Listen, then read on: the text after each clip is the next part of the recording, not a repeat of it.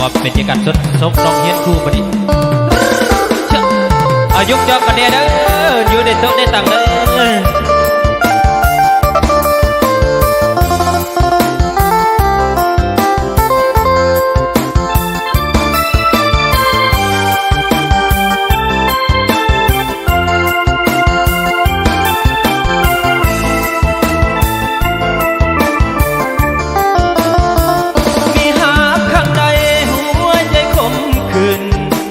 เมื่อน้องมีชายอื่นแล้วนางเต็มใจเลิกลาครั้งหนึ่งครั้งสองก็พอทนไว้แก้วตามาถึงครั้งสี่นี้นะสิ้นความเมตตาเห็นใจใครเข้าในหน้าส่งน้องเรียนครูเพื่อให้น้องสมตูได้เป็นครูอยู่เฮียงเคียงอายพอเฮียนจบแล้วแก้วตาก็มีหลายใจมีแฟนรถเก๋งคันใหญ่ลืมสายผู้อยู่บ้านนาเขาว่าอกหักยังใครกว่าหักบ่เป็นคำนี้มันแสนลำเค็นเมื่อพบเห็นเกือบใจพวงบ้าสูญเสียเงินแล้วต้องมาสูญเสียน้ำตาถึกลวงจากสาวปริญญาดังฟ้าผ่าลงให้ตาย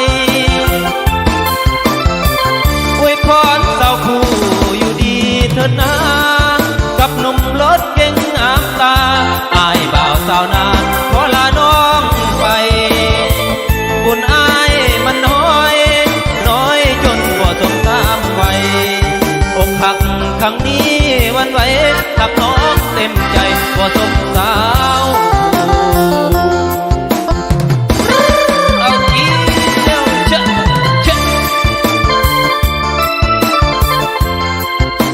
เป็นบรรยากาศสดพอดีมาสังสรรค์บรรยากาศความบริสุทธิ์จำกัดเด้อพี่น้อง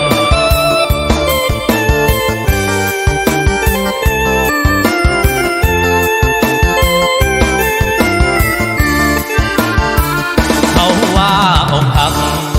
ยังใครกว่าหักบ่เป็นคำนี้มันแสนลำเค็นเมื่อพบเห็นเกือบใจพวงพาสูญเสียเงินแล้วต้องมาสูญเสียน้ำตา